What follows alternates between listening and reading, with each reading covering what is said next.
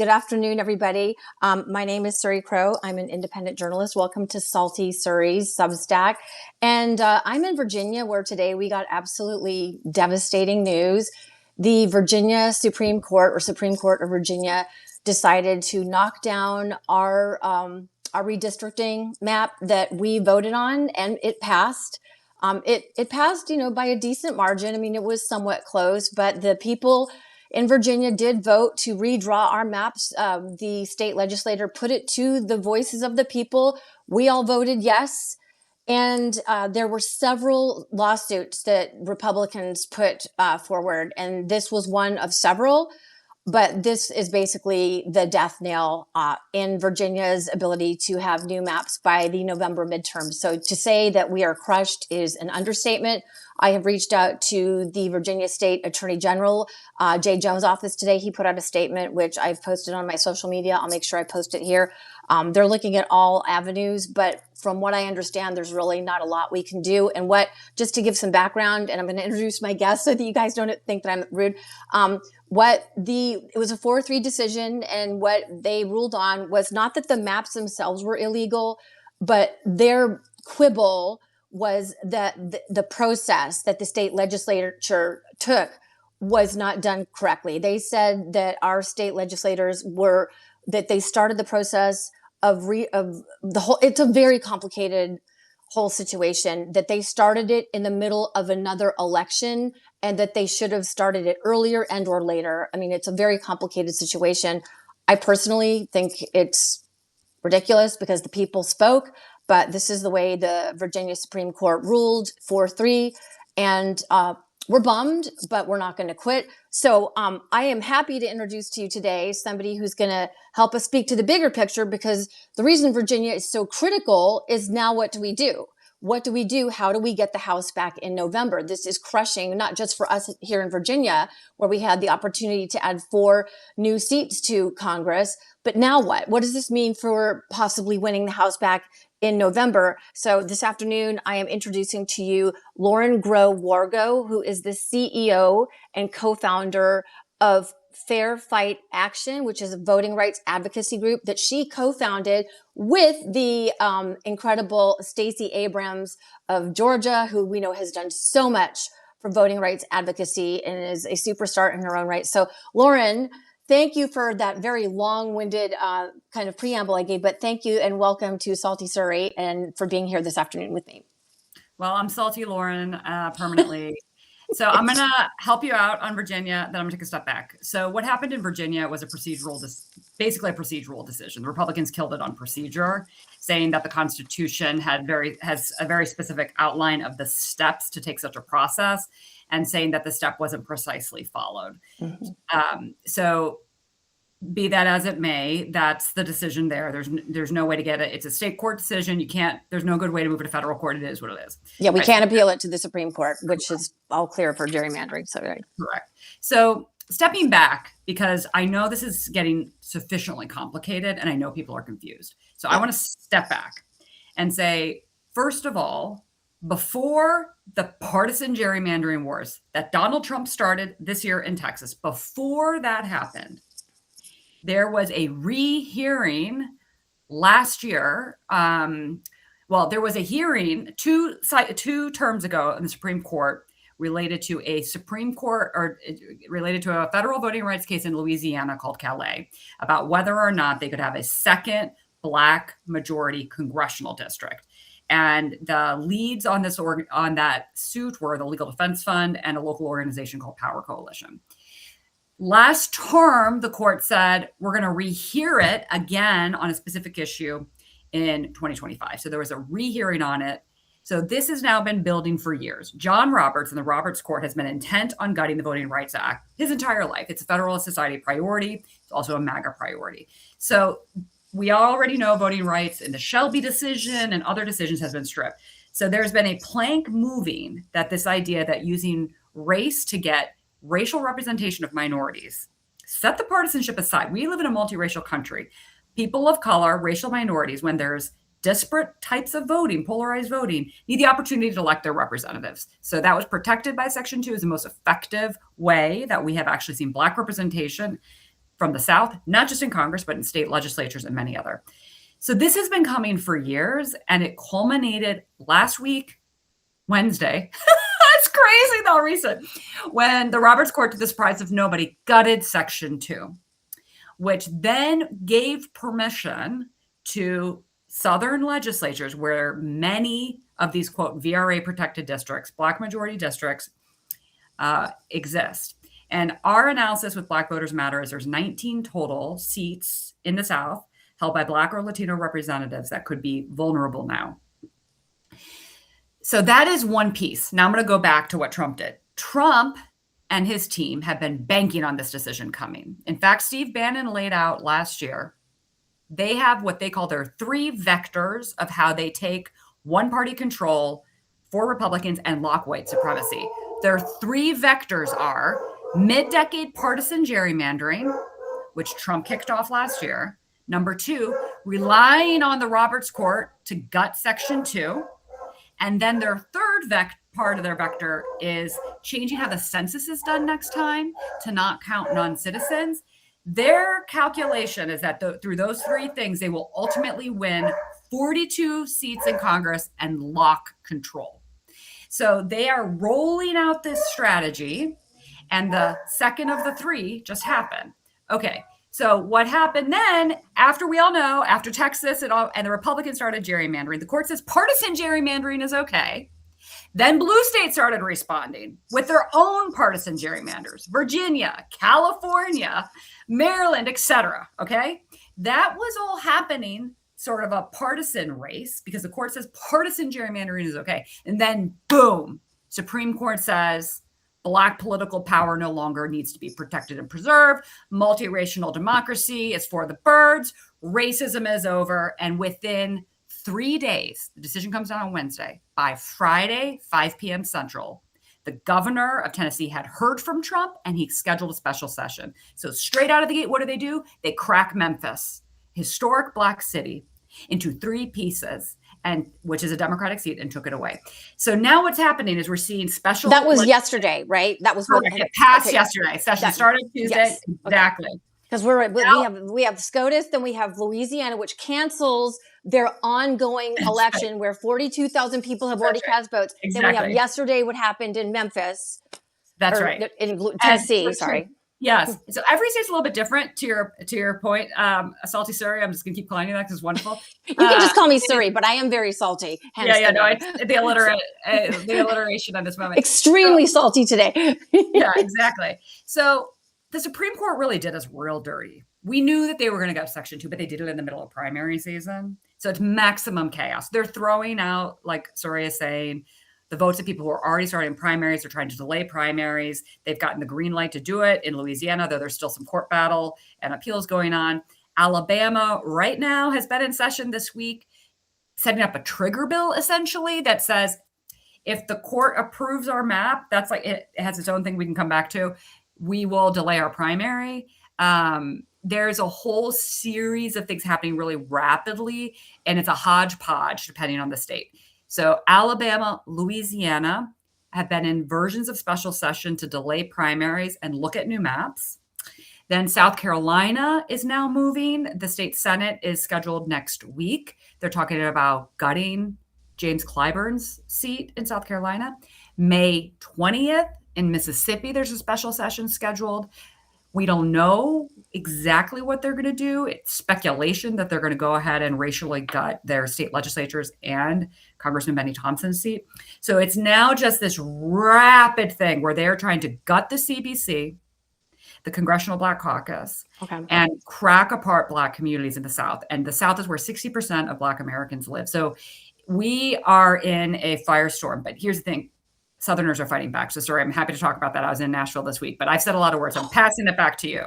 Okay, no, there's so many things I want to ask you about. Okay, so first of all, and I talked to somebody who's been heavily involved in the redistricting process here this morning, and she's just beyond herself. Here's the thing that I think is so frustrating to a lot of Democrats, and I've been reading comments all day long.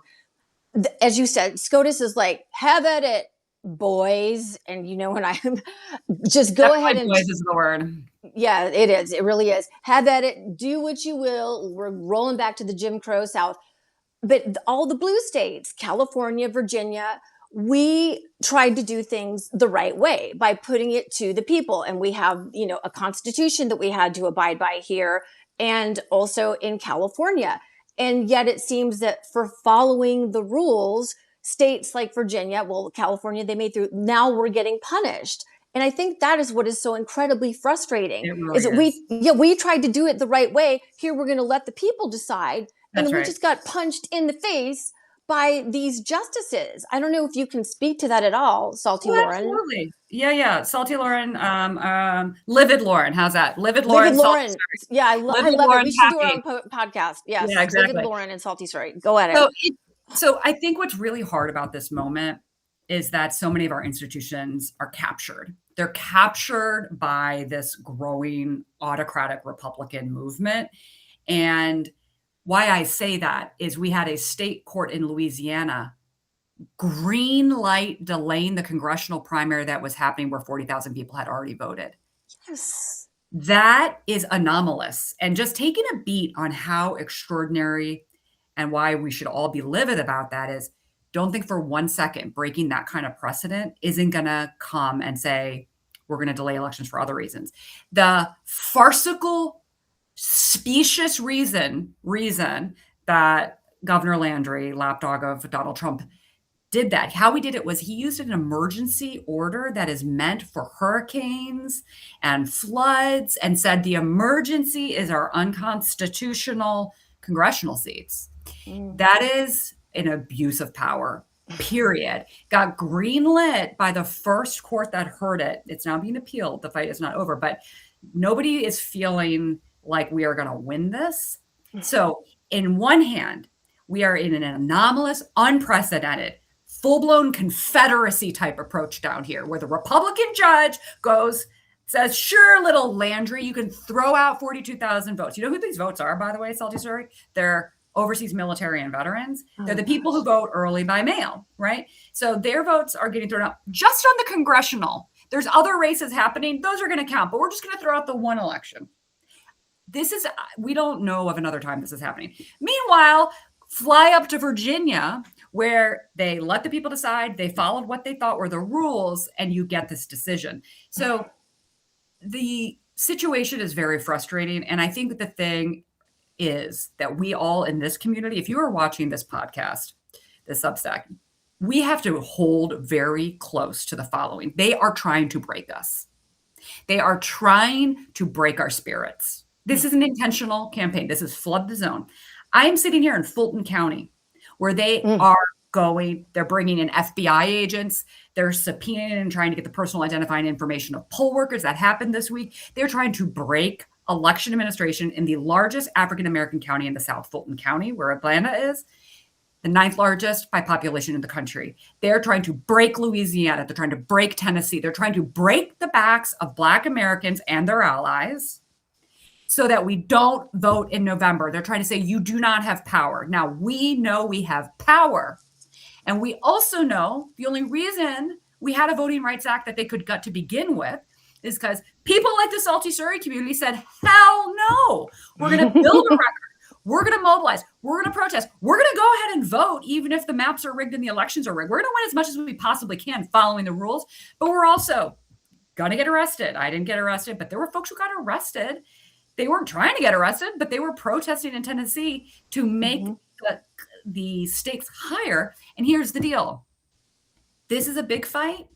It's a long fight, but there's lots of steps we can take. So, Salty Sir, I can tell you some of the things where you're going to hear from the South. Y'all can't let a new Confederacy get built. I don't care where you live. It's not good for the South. It's not good for America. We will not have a multiracial two-party system that's healthy if they break the South. So this is all hands on deck. So there are going to be opportunities this month to join us in solidarity in the South to make this national, to revive organizing and the civil rights movement across the nation. So stay tuned. Keep following people like Surrey and Fair Fight. There's going to be ways you can come to the South to get on the bus and stand with us, as well as have solidarity in your communities. And we're going to, all summer, they're going to gut everything in May June, July, August is going to be teach-ins. It's going to be education. It's going to be mobilizing. And we are going to win a lot of elections in the fall, but we're not going to go home after. We're going to continue to build together. We are going to build a new, broad, and deep multiracial coalition. I wrote something recently, sorry, that I'd love if you share with your folks. I wrote an essay on the path forward about our theory of change at Fair Fight. Spent a lot of time on it, getting to know folks like Ruth Ben-Ghiat. I have Dr. Carol Anderson on our board, and really gosh. digging in on what it's going to take. So if you go to the Contrarian or Rights and Insights, which is our Substack at Fair Fight, Rights and Insights, I'd love you all to repost. Myself, Brian Fair, who runs SPLC, also a Southern-based organization, and Juan Proaño, who runs LULAC, a Latino organization. He is based in Miami. We both put essays together. All three of us put essays together about the path forward. So if you are like, I want to dig into this, I want to understand the short and long-term path, there are absolutely resources out there, and you need to take the action. If I may, sorry, here are two things I'd like this community to do. Number one, you need to become a poll worker in the fall. I don't care what you are, who you are. They're trying to break election administration and intimidate poll workers. Become a poll worker. Power the Polls is the organization. They run a national, nonpartisan effort to link volunteers and workers to their local communities. I don't care if you're in the bluest county in California. We need poll workers. Number two, follow good accounts like Surrey's and Fair Fight so you can look at mobilization opportunities. If you're in Indivisible, No Kings, you're going to start to see that this racial justice fight, and people got to understand, partisan gerrymandering is very different than what's going on in the South right now. The South is a neo-Confederacy attempt to gut Black political power, and they're trying to put a hood on it, shall we say, that it is partisan.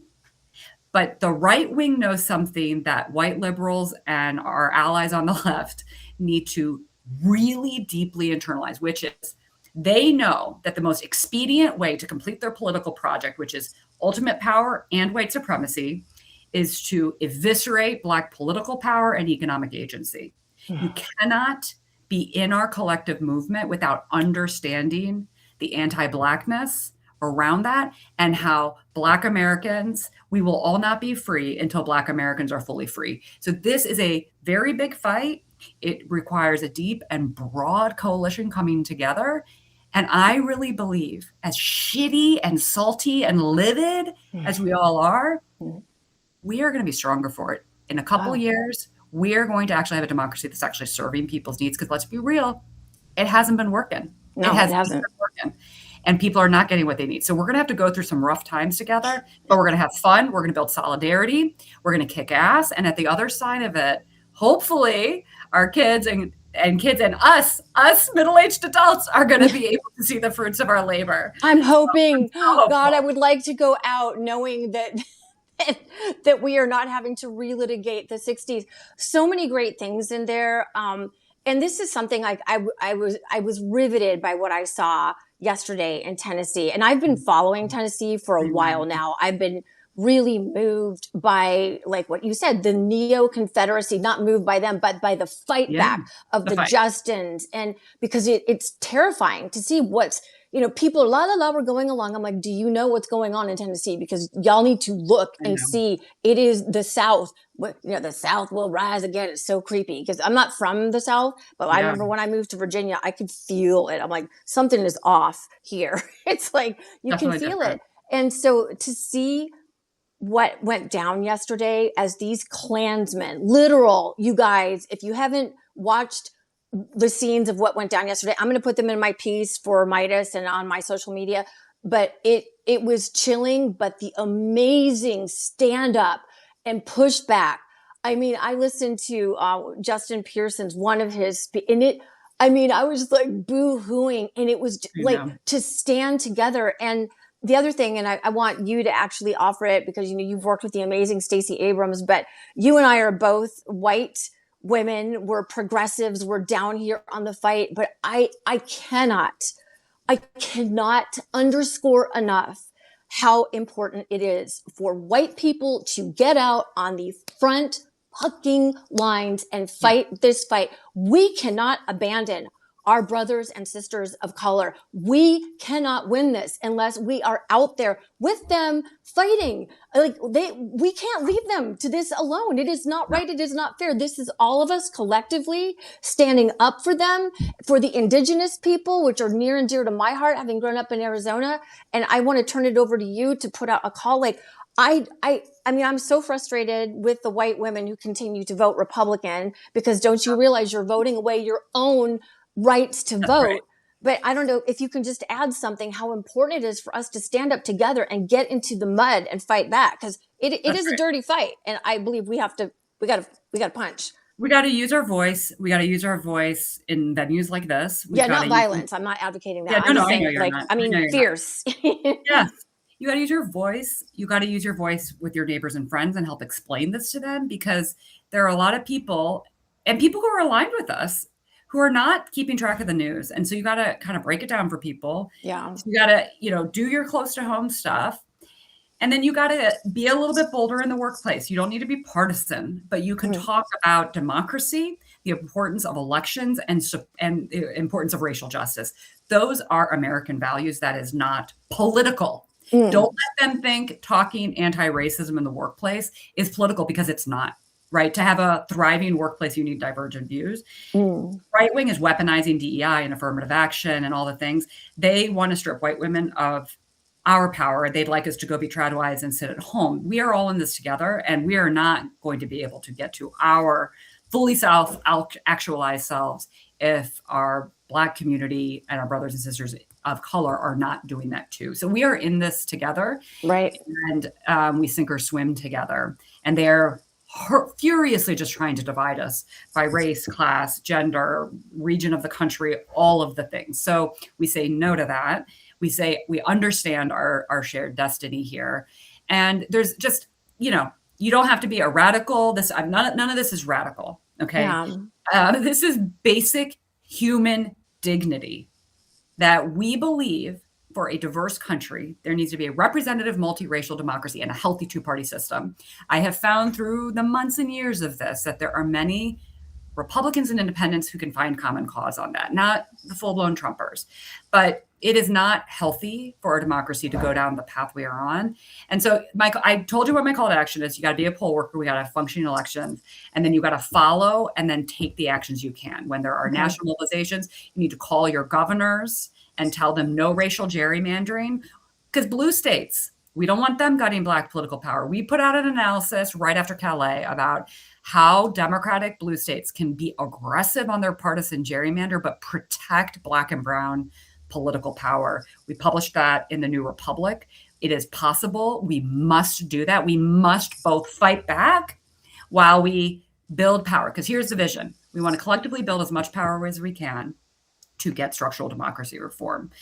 Congress could ban partisan gerrymandering. We tried to do that with the Freedom to Vote Act. We need to get a Congressional Voting Rights Act. We need to rebuild the rules for fairness. It's going to take time to get there, but that is the North Star, is to get to structural democracy reform so we have a government that actually is meeting our needs. That's where we're going together. Okay.